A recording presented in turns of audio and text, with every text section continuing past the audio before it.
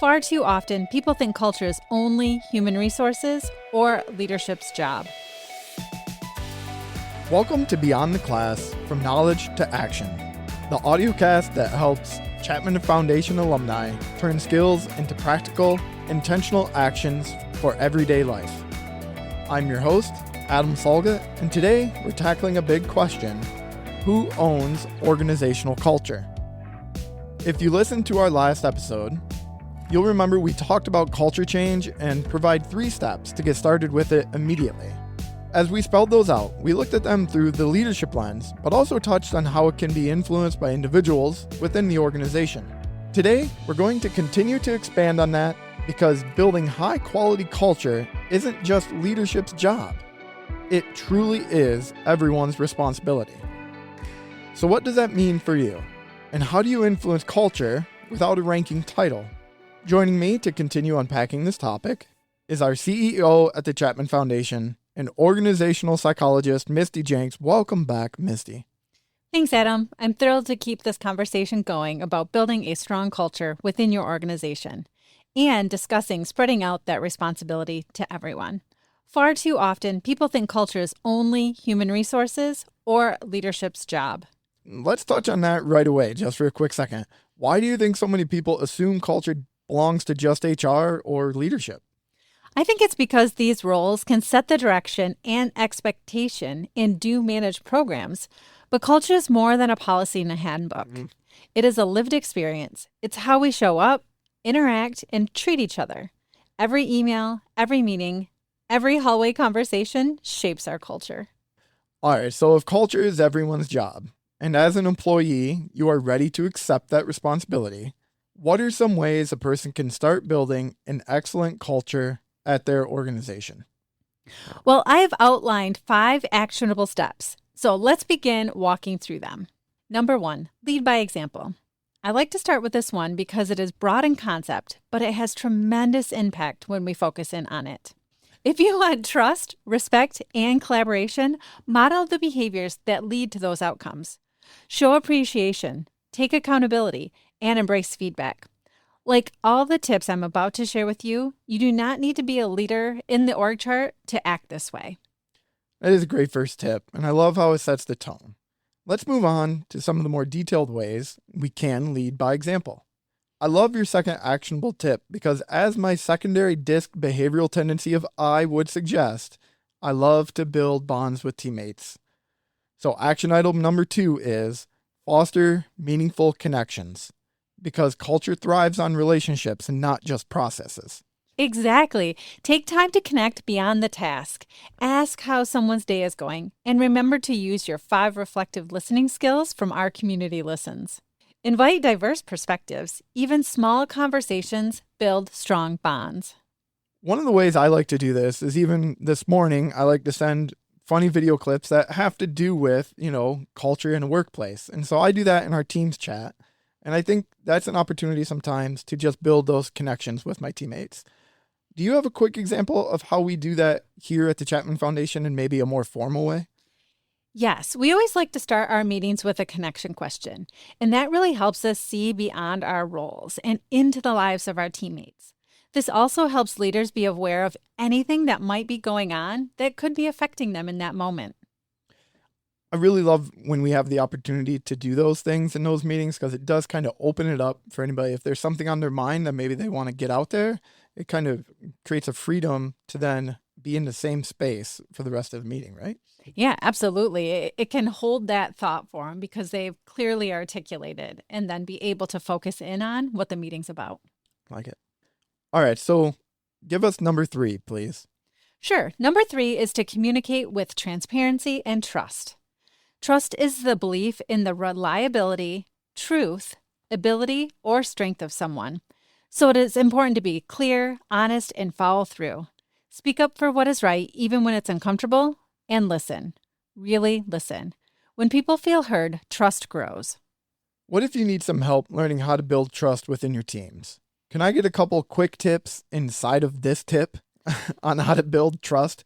Because that can mean different things to different people. Absolutely. So there are 4 elements to trust: competence, caring, commitment, and consistency. Competence refers to an individual's ability to perform effectively. It includes the knowledge, skills, and judgment required to meet expectation and deliver high-quality work. Trust and competence grows when team members demonstrate mastery, make sound decisions, and reliably achieve results. When leaders show competence, it signals that others can depend on them to navigate challenges and fulfill their responsibility. Number 2 is caring. So caring reflects the belief that a leader or colleague genuinely values people as human beings, not merely as contributors of the work. It is built through empathy, reflective listening, respect, and concern for well-being. When leaders demonstrate caring, team members feel seen, supported, and safe. Key foundations of psychological safety. Caring communicates, "I matter here," which strengthens relational trust and team cohesion. I think it's wonderful to hear caring mentioned here and knowing that caring is in our name, right? Chapman Foundation for Caring Communities. So we're always striving for that. And as you mentioned, we try to set up our meetings in that way, where we give people opportunity to share what they might need to share to be able to set them up for success. And additionally, what I love about that is I feel like all of our foundational courses, those skills help us care about people. Mm-hmm. Awesome. So do you mind continuing on and giving us a little bit more about these other two pieces, commitment and consistency? Yes, the third element is commitment.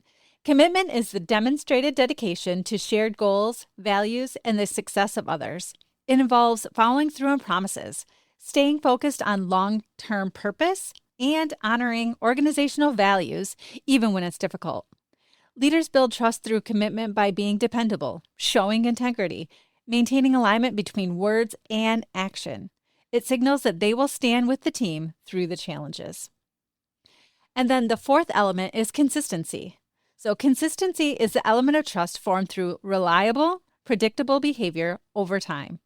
It is not perfection. It is about steadiness.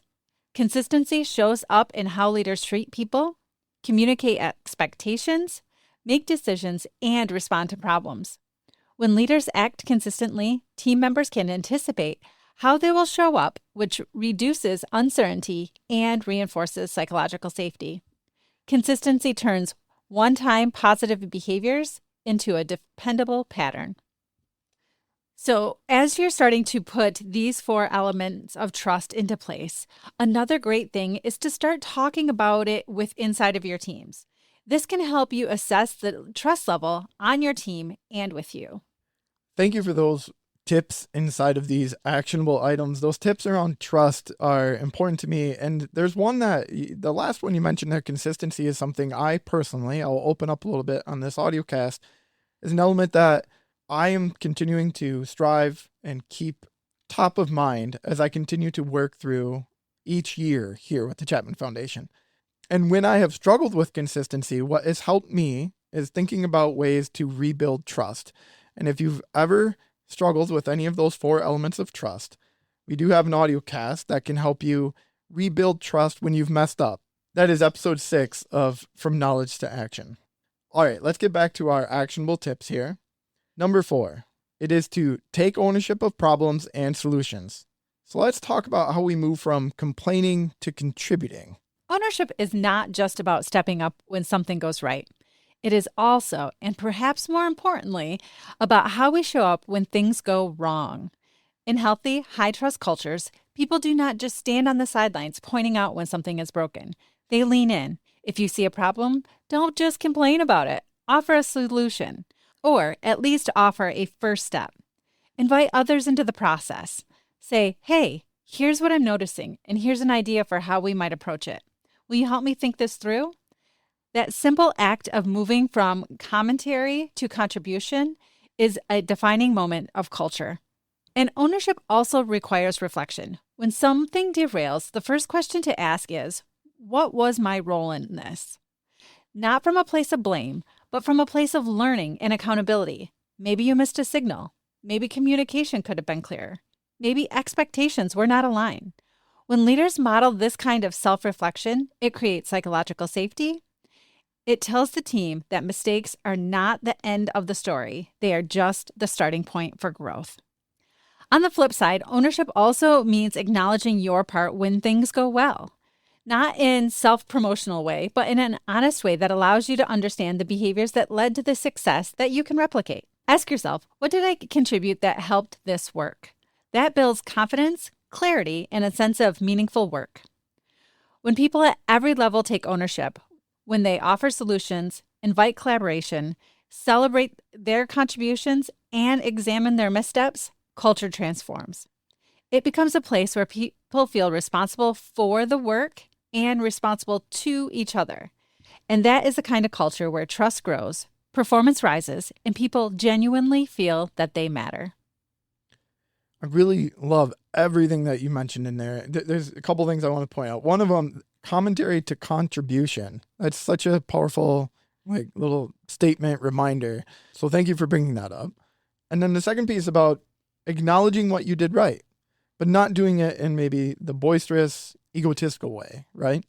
But knowing that I did certain things that helped bring us to this point, I need to continue to do those things again.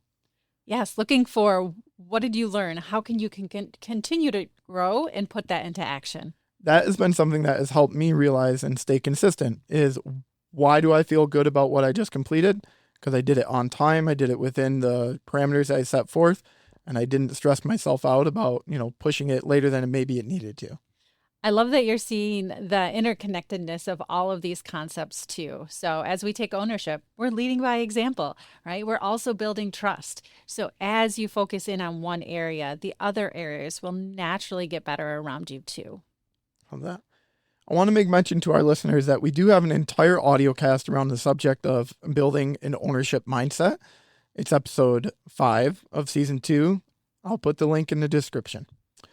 We talked about our last actionable tip in our previous episode, but can you tell us again why this actionable tip is so powerful? So actionable tip number 5 is to recognize and reinforce positive behaviors. It is so important because people repeat what is appreciated. Recognition fuels culture. Make it a daily habit. Behavioral psychology tells us reinforcement shapes behavior. When you recognize and model positive actions, you are conditioning the environment for those behaviors to thrive. All right, so I know there's many different ways to recognize people, so maybe this isn't even really truly a fair question. I'm going to throw it out there anyway. What is the best way to celebrate someone? There's so many ways to celebrate someone, but the most meaningful celebrations come from practicing intentional appreciation, recognition, and celebration. Appreciation is noticing the person. Recognition is naming the behavior or impact. And celebration is elevating the moment in a way that reinforces the culture. The best way looks different for every person because celebration is not about the act itself. It's about the messaging. I see you, I value you, and your contribution mattered. The key is to truly know the person you are recognizing. What are their values? What motivates them? Some people love public acknowledgement. Others prefer a quiet, genuine note. Some feel celebrated through shared time. Others through symbolic gestures. When we take time to understand who they are and what matters to them, our appreciation becomes personal and authentic. That is what turns a simple thank you into a meaningful moment that strengthens trust, belonging, and culture. What's one of the ways that we here at the Chapman Foundation, we choose to try to get to know our people so we can celebrate them to the style that they may prefer? We train all of our leaders on this concept of intentional connection. And so to do that, we have monthly one-on-ones. And we don't talk about the work. We talk about the person. What are your values? What are your strengths? How are those showing up for you? Mm-hmm. Just setting aside that 1 hour a month to talk about more than just the work. I do appreciate the one-on-ones, and I like when I have the opportunity to kind of reflect on my strengths, because otherwise I'm the kind of person who just kind of keeps going and doesn't necessarily think about like, okay, what am I bringing to the table, or what am I leaning into lately that's really helping me? And when I take the time to do that, it does build me up. I also want to mention that in my time here at the Chapman Foundation, we have stay interviews, and I remember some very specific, straight up questions. How do you want to be recognized? And I think I typically say, a giant banquet hall would be which is semi-true, but also a bit boisterous for me. the point being is like, you guys do have times where you dedicate a point in the year where you ask directly, right? Absolutely. So everyone's heard of an exit interview. So when your team members are leaving, you sit down and you ask the questions of what do they like, what do they don't like, right? And so this concept of a stay interview is where we meet with our team members that are staying with us and trying to understand, why are they staying? How do they like to be recognized? All of these questions. And this also gives me one-on-one time with every single team member in our organization that maybe I don't get to connect with on a daily basis.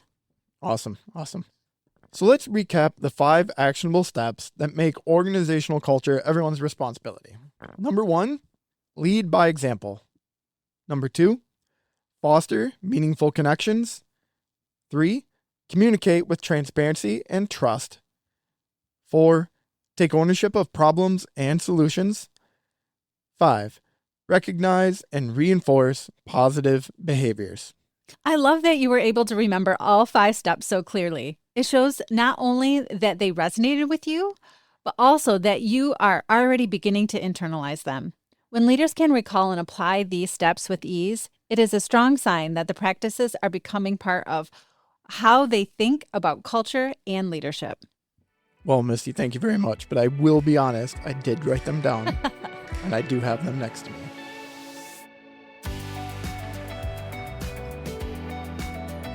So, as always, Misty, I'd love to give you the chance to present our listeners with a level up opportunity. All right. So the level up opportunity that I want to give our listeners is to do 2 things. First, I want you to take ownership. This is not just going to be a 20-minute podcast that you listen to on your way to work, as you're working out, whatever it may be. So take ownership in making one of these things come to life in your work this week. So if you need to write it down, put it on a sticky note by your computer screen, or put it in your to-do list, or make it a recurring task for you multiple times this week. Pick one, make it happen. Take ownership of your behavior today. Awesome. And some of the things that they can do there, they could start a discussion about trust, listen to one of the audiocasts that we mentioned, like building an ownership mindset. They could also write an FBI message. Yes, these small actions compound into cultural norms as you begin to lead by example. If you're ready to take culture from concept to action, check out our Caring Workplace program, or consider joining one of the Our Community Serves or Our Community Transforms classes. And if this episode resonates with you, share it with a colleague. Let's keep the momentum going.